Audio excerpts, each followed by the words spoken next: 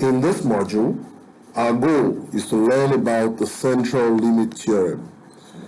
This theorem, or otherwise called a fundamental truth in statistics, that comes from many years of research, helps in developing what we call derived or sampling distributions. It could be the sampling distribution of the sample mean, which is otherwise written as x bar, and it could be a sampling distribution of the sample proportion. What does this involve?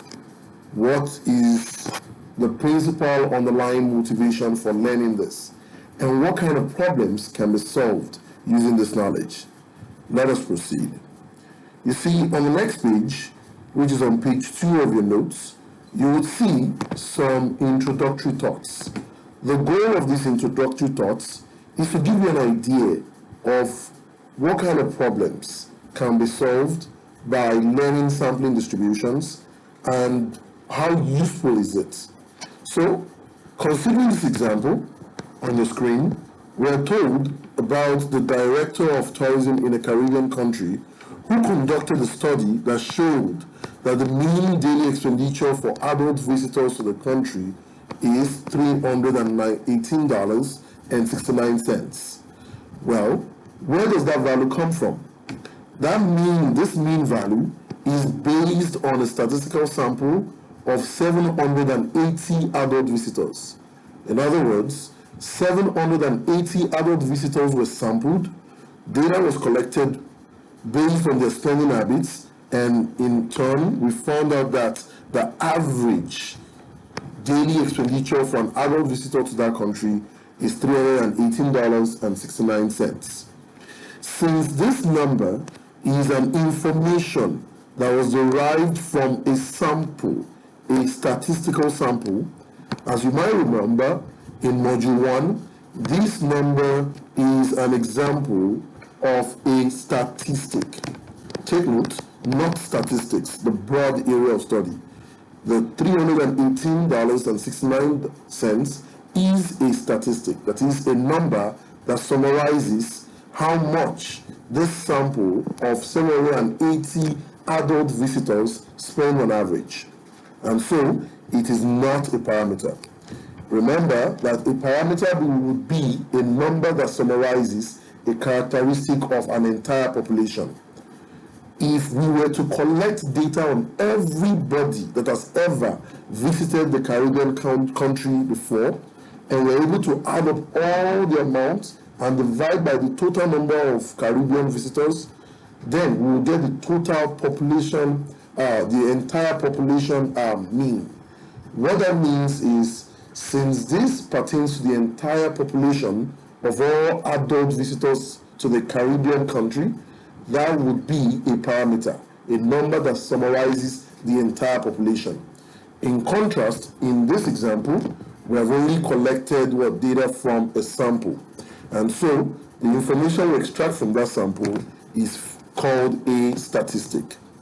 And again, it is a statistic because it is based on a sample rather than an entire population. Now, having gotten this number, if you were this official, you might have some further questions. You might ask, well, I only got this from a sample of 780 adult visitors. If I increase my sample size to a different number, would I still get the same $318.69? What do you think? Yes? Maybe no?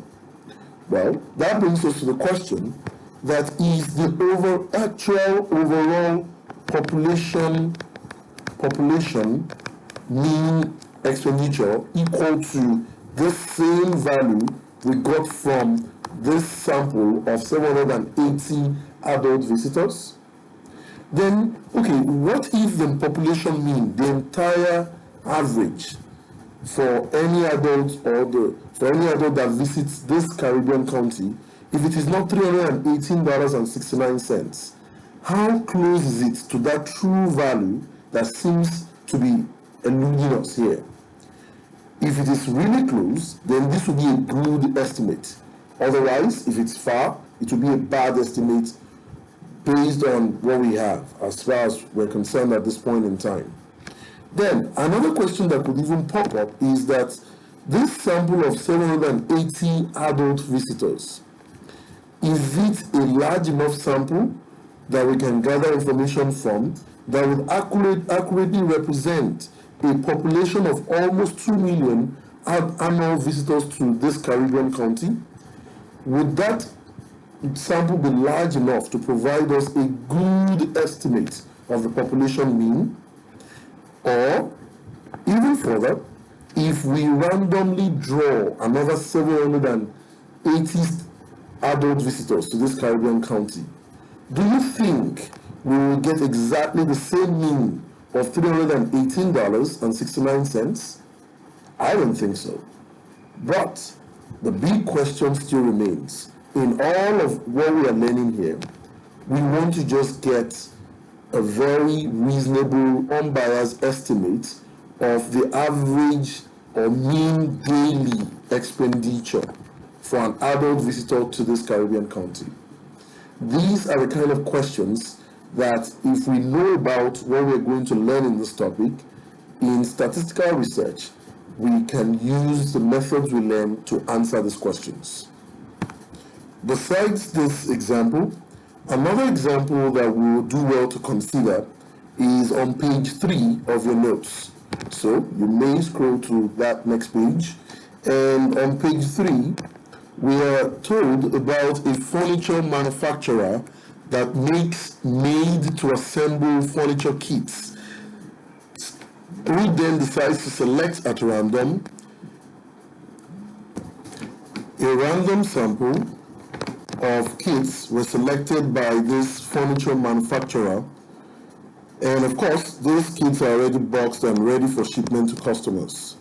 So these kits, they are unboxed, that is, those random sample of boxed kits, they are unboxed and inspected to see whether what is in the box matches exactly what is supposed to be in the box. Well, by drawing this random sample, what are the questions that this furniture manufacturer would need to answer in order to be sure that he or she has answered the question or has fulfilled the requirements of the check to see if what was advertised is what is actually in the box? So this past week, 150 kits were sampled and 15 had one or more differences. So we would like to calculate the percentage or proportion of defectives of the defect rate. Based on the information we have, we are told that out of 150 kits, so I'm going to write out of 150, how many of them had one or more differences? 15 out of 150. So that is to say that the percentage or proportion of defectives, same as the defect rate, will be 15 out of 150, which is equal to 0.1, same as 10%. So based on this 150 box kits, we have a 10% defect rate. Well, there are many other questions that could arise following that. Should the quality engineer then conclude that exactly 10% of the 6,900 furniture kits that have ever been made since the first of the year and reach the customer with one or more other discrepancies?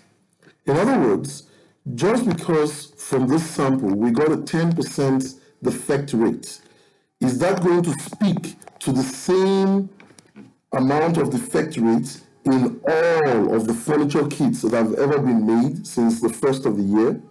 Would it be a good estimate? Well, answers will vary. We will need to find methods to see if it is very likely that this 10% is an accurate representative of what would have happened. So in this case, we'll say answer will vary.